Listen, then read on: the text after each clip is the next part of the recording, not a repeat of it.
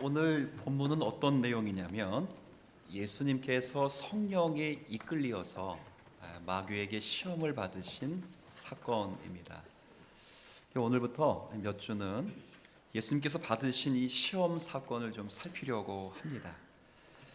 예수님이 시험을 받으신 이 본문은 마태복음 우리가 읽었는데 여기만 기록된 것이 아니고 마가복음과 누가복음에도 기록되어 있습니다. 이 말이 무슨 말일 것 같아요? 그만큼 중요하다, 그 말이겠죠. 물론 기록상의 차이는 있습니다. 마태복음과 이 누가복음 이 사이에는 거의 내용이 일치하지만 순서가 약간 바뀌었습니다. 그리고 마가복음에도 이 사건이 기록되어 있긴 했지만 마가복음의 특성상 복음을 요약한 복음서거든요. 그래서 이 시험 사건이 아주 짤막하게 요약되어 있어요. 그러니까 예수님께서 40일 동안 광야에 계시면서 사탄에게 시험을 받았다라는 식으로 요약되어 있습니다. 요약되어 있든 순서가 약간 바뀌었든 마태복음과 마가복음과 누가복음에 다 기록되었다는 것은 그만큼 이 시험 사건이 어떻다? 중요하다 그 말이에요.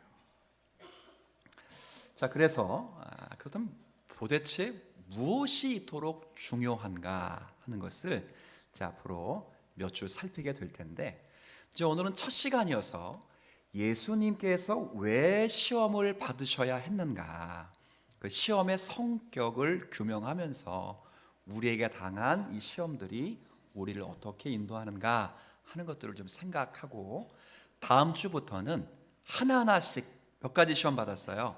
3가지 받았으니 하나하나씩 살피면서 예수님이 받은 시험을 좀 나누려고 합니다. 자, 오늘은 첫 시간이기 때문에 왜 예수님이 시험을 받으셔야 하는가 하는 거예요. 근데 이 사건 앞에 성경은 또 성경의 안내를 잘 해줍니다. 오늘은 예수님께서 마귀에게 시험 받으신 사건을 딱 직접 읽었지만 이 앞에 무슨 사건이 있냐면 예수님께서 세례 요한에게 뭘 받았어요? 세례를 받은 사건이 나와요.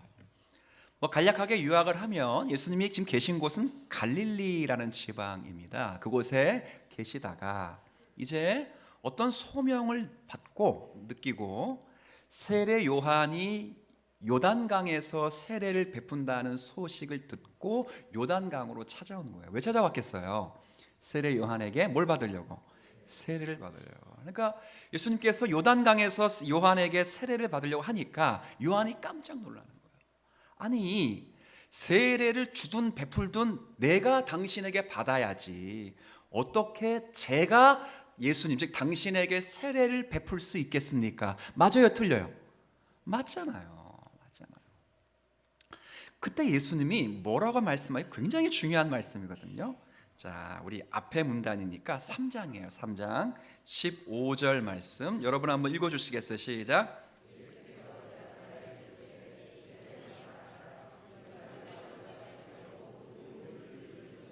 합당하니라 하시니 이에 요한이 가자. 자, 이제 요한이 허락을 안 했다는 거잖아요. 근데 이제 허락해라. 왜 그러냐? 우리가 이같이 하여 뭘 이룬다? 그냥 모든 의를 이룬다 했더니 요한이 뭐 했다고요? 그제서야 허락했다는 거예요. 그럼 요한은 왜 허락을 안 했을까요? 처음에 요한이 하나님께로부터 받은 세례가 어떤 세례예요? 하나님이 주라고 한 세례가 물세례, 당연하죠. 그렇죠. 죄 사함을 받게 하는 무슨 세례? 회개의 세례요. 근데 세례 요한은 선지자, 마지막 선지자거든요. 어떤 선지자? 구세주를 마지막으로 딱 가리키는, 그러니까 저분이 그리스도다, 저분이 완전한 선지자라, 완전한 왕이시라, 완전한 제사, 마지막으로 가리키는 누구라고요? 선지자였단 말이에요. 그래서 그분이 메시아인 걸 아는 거예요. 근데 물어봅시다. 메시아가 죄가 있어요?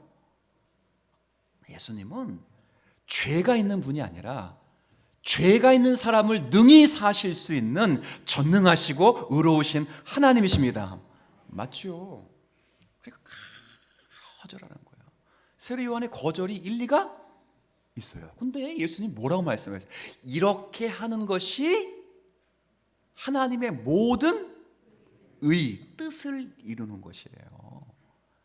지금 내가 너에게 세례를 받지 않으면 하나님의 뜻이 안 이루어진다는 거예요. 그럼 뭐냐? 이게 바로 뭐냐면 예수님은 예수님의 죄 때문에 지금 세례를 받는 게 아니고 예수님이 우리와 같이 되셔서 우리의 죄값을 지시고 십자가에 달리셔야 되기 때문에 우리를 대신하여 뭘 받은 거예요? 세례를 받은 거예요. 그래서 이런 생애의 출발점을 여러분도 너무 잘 아시지만 세 글자로 줄이면 다 아시는 거니까 따라 합시다. 그 다음 공수표가 아니고 생애, 공적인 생애를 사셨다는 거예요. 이 말은 예수님이 세례를 받으시는 사역이 첫 사역이거든요. 이 첫 사역을 시작해서 모든 사역, 사시고 고난받으시고 죽으시고 부활하시고 승천하시고 중보하시고 다시 오실 그날까지 그분이 행하시는 모든 사역은 우리를 대표해서 하시는 사역이라는 거예요. 그렇죠? 그러니 누가 원래는 세례 요한의 세례를 받아야 돼요? 우리가 받아야 되는데 우리를 대신하여 누가 받았어요? 그렇죠? 여러분 그 말씀 잘 아시죠? 로마서에 보면 한 사람의 불순종으로 말미암아 많은 사람이 죄인이 되고 반대로 똑같은 원리로 한 사람이 순종함으로 많은 사람이 의인이 되었어요. 이 한 사람은 누구의 앞에? 첫째 아담, 인류의 첫 번째 대표자인 그냥 아담이에요. 두 번째는 그 둘째 아담 누구예요? 여러분은 몇째 아담이에요? 자, 여러분은 몇째 아담이에요?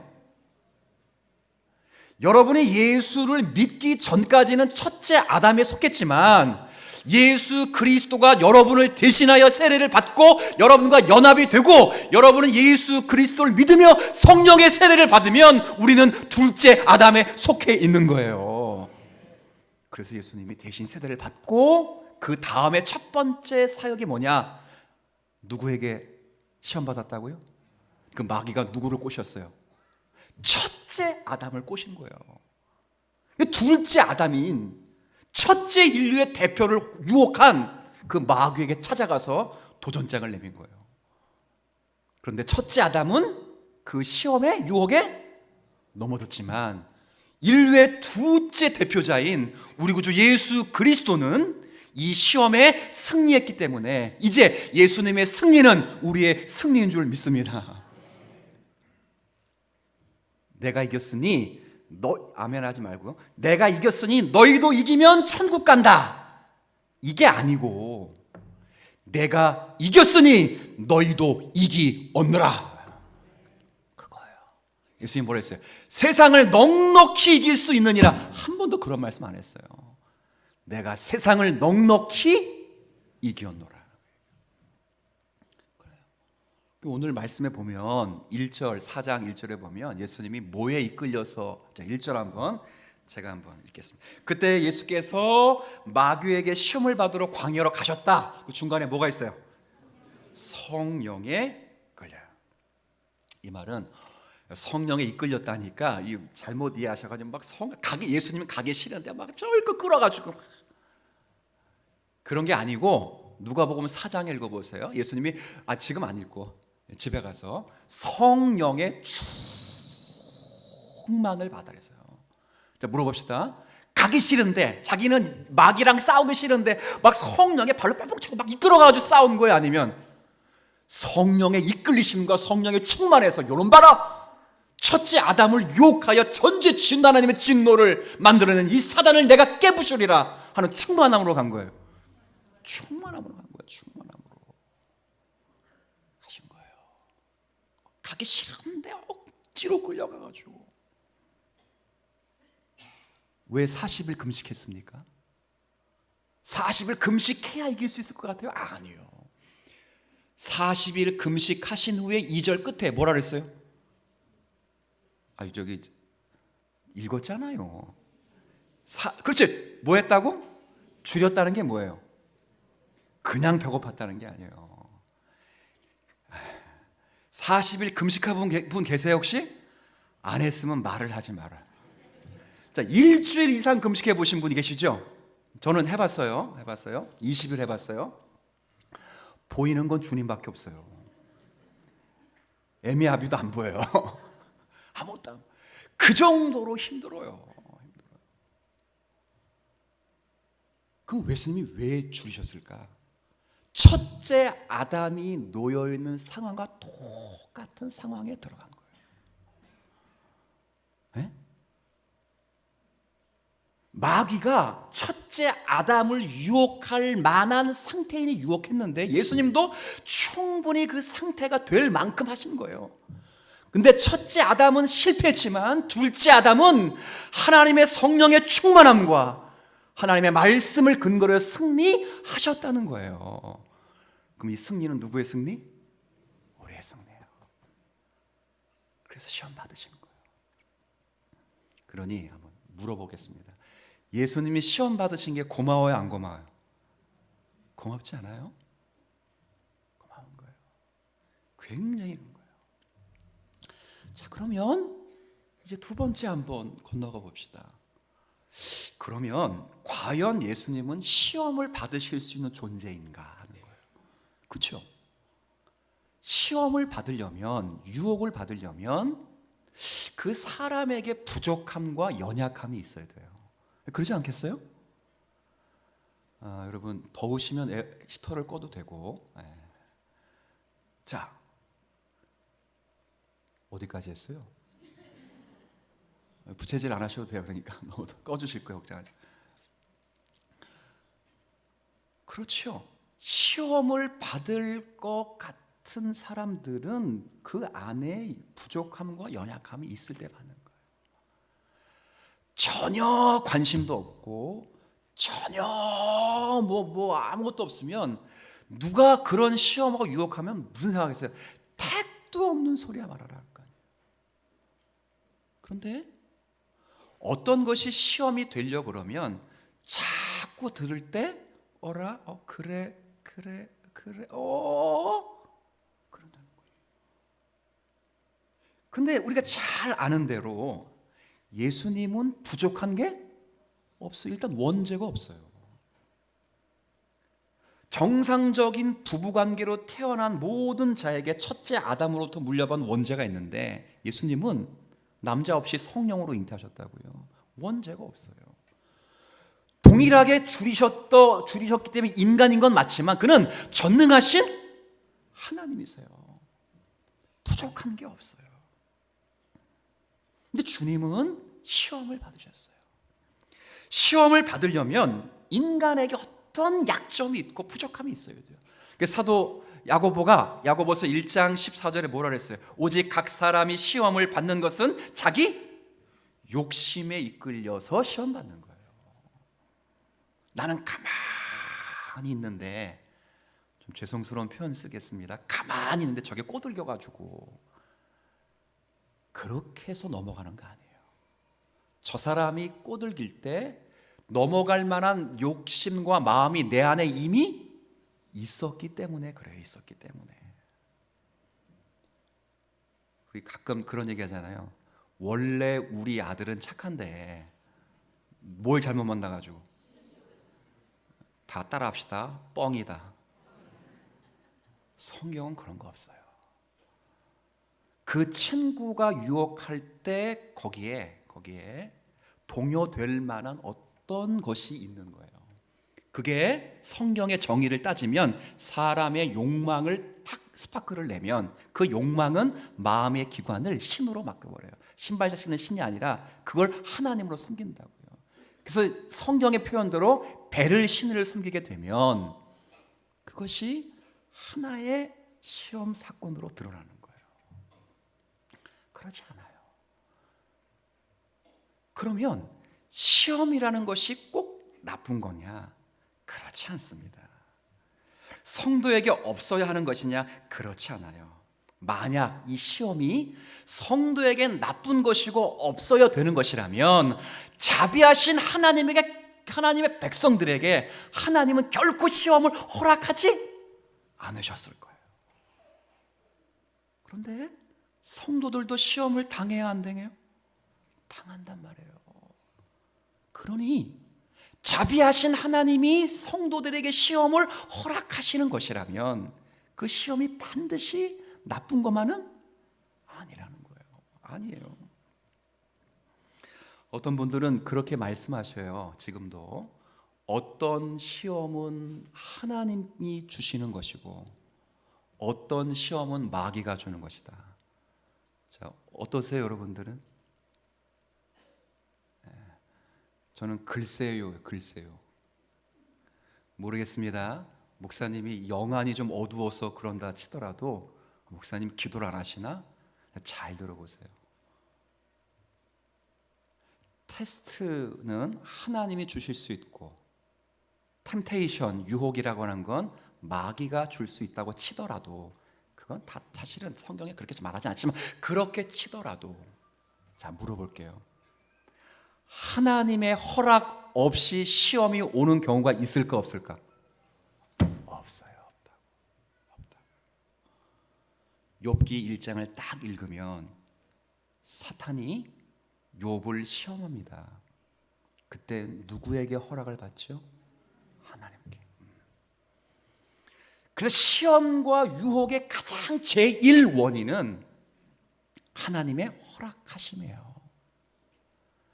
하나님께서 우리에게 시험을 허락하신다는 것은 그 시험이 여러분에게 악하기 때문에 여러분에게 꼭 부작용만을 만들어내는 것이 아니기 때문에 허락하시는 거라고요.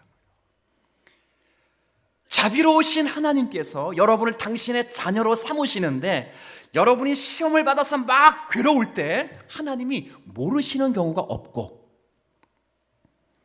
여러분이 유혹을 받아 고통 속에서 막 부르짖을 때 하나님이 못 들으시는 경우가 없어요. 없다고요.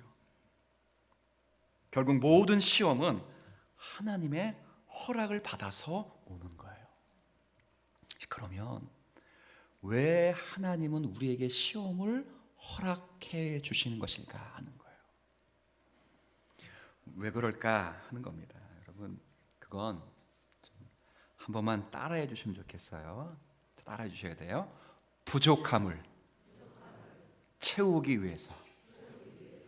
잘 돼요. 뭐 때문에? 부족함을 채우기 위함이에요.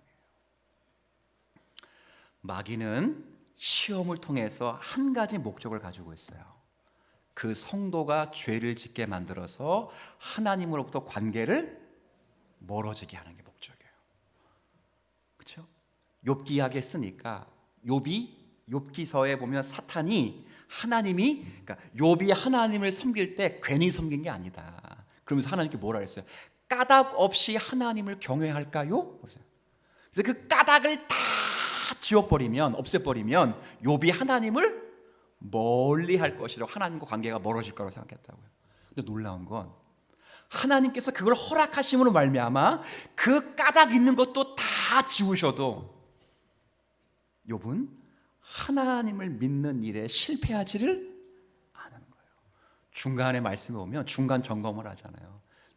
내가 가야 할 길 알지 못하나 이걸 다 통과한 후에는 내가 정금같이 나오리라. 그렇죠. 마지막 부분에는 뭐라고 그랬어요?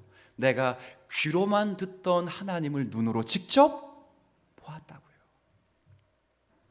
신앙생활 하다 보면 성도라고 할지라도 목사도 성도고 장로도 성도고 권사도 성도고 다 성도잖아요. 성도라고 할지라도 믿음의 온전성을 확보하지 못하고 온전한 신앙의 인격을 가지지 못할 때가 참 많아요.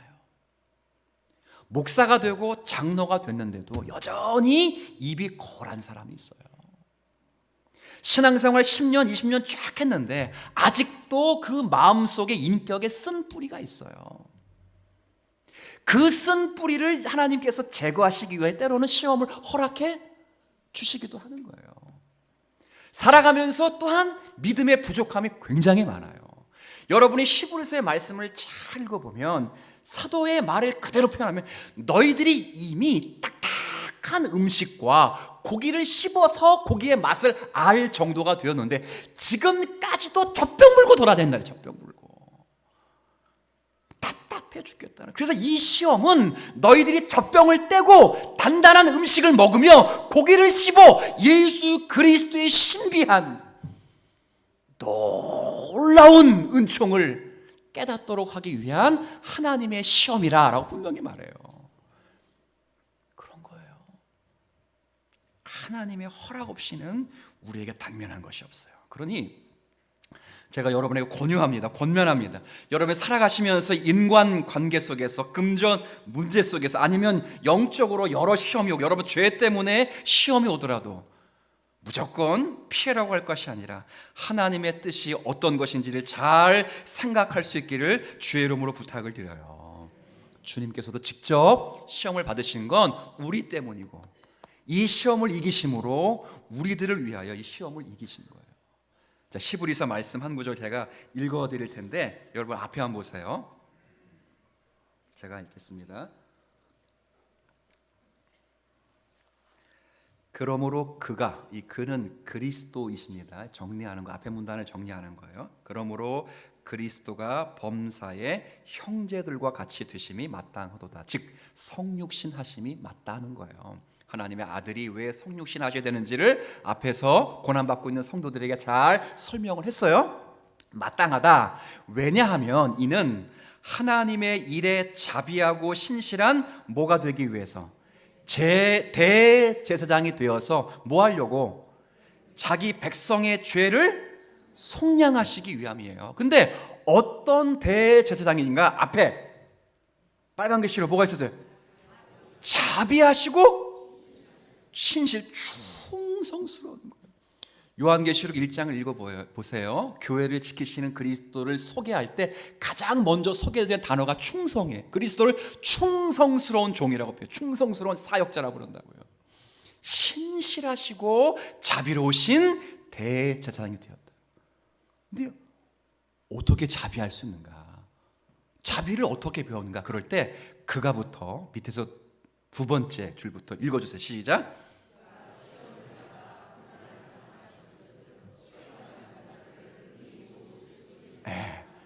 자, 그분이 성육식하신 이유는 대제사장이 되어서 하나님과 우리를 연결해 주기 위하여 그 땅에 오셨다. 그런데 그분은 자비롭다.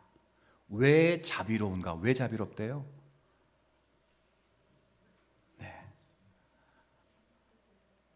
신실하셔서 자비로워서 맞아요. 그런데 중요한 건 자기가 시험을 당해 보셨기 때문이다, 그 말이에요. 무슨 말입니까? 잘 들으셔야 돼요. 하나님은 전능하신 하나님이에요. 모든 신과는 신이 있다면 그 신은 충만하기 때문에 충만은 유출이 된다. 유출.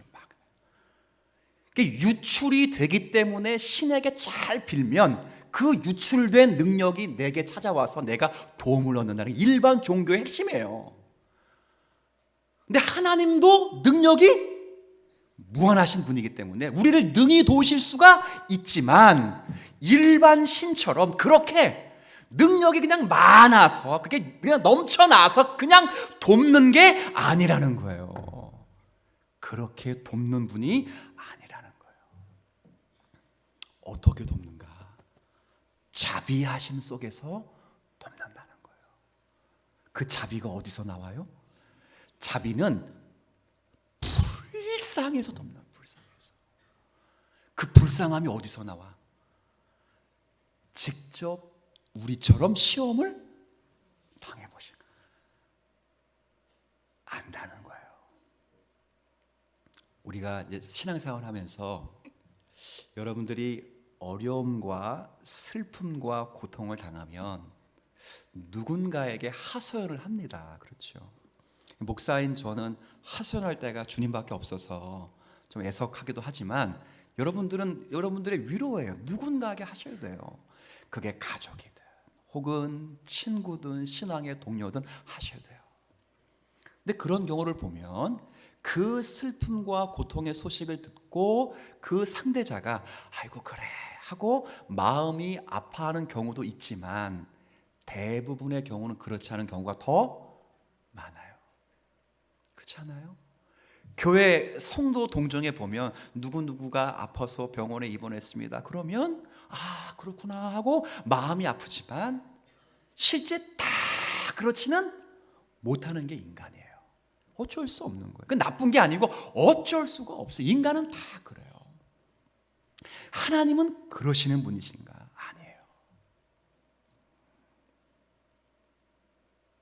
그냥 우리가 그냥 뭐 어떻게 돼서 우리를 그냥 한번 도와주시는 그것도 아니고 우리가 크게 고함을 질러야 그래 시끄럽다 좀 조용히 좀 해라 하는 마음으로 도와주시는 분이 아니라 하나님이 우리를 도와주실 때는 기쁨으로 도와주시는데 왜 도와주시는가? 나도 그 아픔을 안다는 거예요. 여러분이 당한 시험 솔직히 말하면 예수님이 당한 시험에 비하면 아무것도 아니에요. 진짜 아무것도 아니에요. 예수님은 영원 전부터 영원까지 맺어오셨던 삼위일체 관계 속에서 성부 하나님과 성자 하나님의 일위격과 일이격 사이에 단절이 생겼어요. 아까 요한에게 세례받을 때 물에서 올라오실 때 하늘에서 소리가 있었고 성령이 비둘기같이 쏟아지면서 하늘의 음성이 나기를 이는 내 사랑하는 아들이요 내 기뻐하는 자라 그랬다고요. 십자가를 지시기 전에 겟세마네 동산에 이르기 전에 변화산에 기도하실 때 변모하시면서 하늘로부터 음성이 들려오기 이는 내 사랑하는 자요 너희는 이 말을 들을지어다. 십자가에서 그분이 돌아가실 때 하나님은 그를 버리셨어요. 예수님 뭐라고 외쳤습니까? 나의 하나님 어찌하여 나를 버리셨나요? 십자가를 지시기 전날 밤에 겟세마네 동산에서 간절히 간곡하며 아버지 하나님 이 잔이 할 수만 있으면 내게서 멀리 옮겨지기를 원하나이다 하는 거예요. 그 정도의 비참을 겪으신 분이에요. 죽음을 경험해 보신 분이에요. 하나님 앞에서 많이 맞으신 분이에요. 그래서 여러분이 어떤 시험을 만나도 예수님은 여러분의 시험을 모르실 수가 없다는 거예요. 그래서 능히 도우실 수 있다는 거예요. 우리의 중보자는요, 친히 우리의 슬픔과 연약함을 아시는 분이십니다. 우리의 형제로서 우리를 위해서 중보하시는 분이에요. 그러므로 성경은 성도가 더더욱 그리스도를 의지하고 신뢰해야 하는 것입니다. 우리가 그리스도를 의지하고 그분께 기도하는 것은 우리에게도 1도 관심이 없는 그분에게서 뭔가 빼앗고 능력을 차용하기 위하여 주님께 기도하는 것이 아니라 항상 우리와 함께 하시고 우리의 연약함을 아버지의 사랑으로 돌보시고 지키시는 그분의 사랑과 보호하심과 인도하심과 그분의 의지 속에 그분과 관계를 맺기 위하여 기도하는 거예요. 성도가 직설적으로 말할게요. 시험을 당해서 온 세상 앞에 부끄러움을 다 내보일 수도 있어요. 그래서 많은 사람들은 그 시험 받는 사람을 손가락질 할지라도 그 아픔 속에서 그 사람을 보듬고 다시 성숙시키실 수 있는 분은 우리 주 예수 그리스도 한 분이에요. 허락하신다고 그랬어요. 그래서 일부 예배 때 이 표현을 써서 지금 좀 죄송하긴 한데 쪽팔림을 당할지라도 여러분이 세상 앞에 창피함을 당하는 게 문제가 아니라 그 창피함을 넘어 여러분의 영혼을 더 주님을 알도록 하기 위하여 하나님은 그런 유혹에도 여러분을 넘길 수 있는 분이 전능하신 여호와 하나님이시라는 거예요. 그러니 겁날 게 없어요. 겁날 게. 시험이 당할 때, 시험을 만날 때 하나님의 허락 없이 내게 오는 시험은 없다. 하나님은 참새 한 마리도 허락하시지 않으면 떨어지는 법이 없고, 베개에 묻어난 몇 가닥의 머리칼도 하나님이 허락이요 말씀하지 않으면 떨어질 일이 없는 분이십니다. 그러니 우리가 당하는 모든 시련, 우리가 당하는 모든 어려움, 우리가 당하는 모든 시험도 하나님은 넉넉히 허락해 주셔서 그 일을 통하여 우리의 원대로 되지 않을지라도 하나님은 그 시험을 넘어 우리를 주님의 자녀로 부족한 부분을 채워 하나님의 사랑으로 능히 세우실 수 있는 전능하신 하나님이심을 믿으셔야 돼요. 이게 신앙의 신앙. 두려울 수는 있어요. 시험을 당할 때 안 두려울 사람이 어디 있어요? 예수님도 할 수만 있으면 이 잔을 내게서 넘겨달라고. 두려운 거예요. 왜 안 두렵겠습니까? 제가 두려워하지 말라 할 때 정말 안 두려워서 두려워하지 말라는 게 아니라, 잘 보세요. 근데 우리의 두려움은 전부 미지에 관한 두려움이에요. 어떤 시험을 만날지 몰라서 당하는 두려움이에요. 제가 20년 가까이, 이미 20년 지난 것 같은데 21세기를 딱 접어들면서 세계에서 싸움 제일 잘하는 사람이 있었어요. 종합 격투기 그 챔피언이 누구냐면 효도르 아세요? 네, 아마 저 연령이 비슷한 분들은 효도르를 아마 들었을 거예요. 그 사람이 60억 분의 1, 그만큼 싸움을 격투기에서 최상위급 사람이에요. 근데 그때 기자가 이 사람하고 인터뷰를 하면서 이런 인터뷰를 했어요. 우리 효도르 씨는 이 세상에 두려움이 없죠? 당연히 없다고 말할 줄 알았는데 두려움이 있다는 거예요.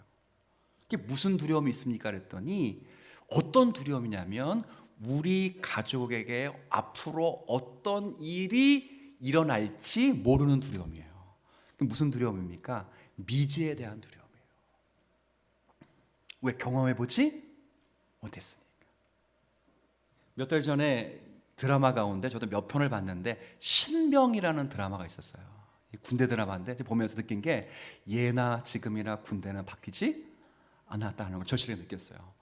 근데 그거를 보고 나서 이 막내 아들이 제게 눈물을 글썽글썽거리면서 진심을 다해서 저한테 이야기를 하는 거예요. 아빠, 군대 안 가면 안 돼. 군대 안 가면 안 돼요. 막 진심으로 이야기를 하는 거예요. 왜 군대 안 가면 안 되냐 그랬을까? 군대를 아직 가보지? 두려운 거예요. 미지에 대한 두려움이에요. 근데 여기 군대 다녀온 분들에게 물어봅시다. 뭐 다시는 못 가요. 못 가는데 두려워서 안 가실 거예요? 가기 싫어서 안 가실 거예요? 가기 싫어서 안 가는 거예요. 경험해 본 사람은 아는 거예요. 별거 아니라는 거. 자, 물어봅시다. 죽음이 왜 두려워요? 자, 성경의 답이에요. 죽음이 왜 두려워요? 잘 모르시는 가운데 안 죽어봐서 두려운 거예요. 안 죽어봐서 두려운 거예요. 안 죽어봐서. 근데 죽어보신 분이 계세요. 그리고 죽었다가 다시 살아나신 분이 계세요. 그분이 말씀하세요. 내가 죽어보니까 죽음은 아무것도 아니다는 거예요. 죽음은 마지막 영화의 단계에 이르기 전에 마지막 성화의 관문을 통과하는 성도들의 최후의 은혜의 자리라는 거예요.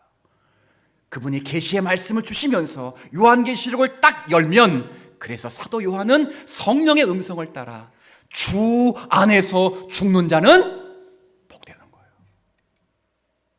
이 미지의 두려움을 이길 수 있는 건 하나님의 살아계신 말씀인 줄 믿습니다. 미래를 약속하신 하나님의 말씀이에요. 가데스 바네에서 왜 이스라엘 백성들이 가나안을 점탐해 놓고도 다시 불평하고 다시 돌아가려고 했을까요? 미래에 이루실 하나님의 약속의 말씀을 믿지 못하기 때문이에요. 약속의 말씀을 몰랐기 때문이 아니라 그 약속의 말씀을 믿지 못했기 때문이에요. 여러분, 두려울 수 있어요. 왜? 앞으로 무슨 시험을 만날지 몰라요. 그러나 중요한 건 주님은 그 시험을 다 받으셨어요.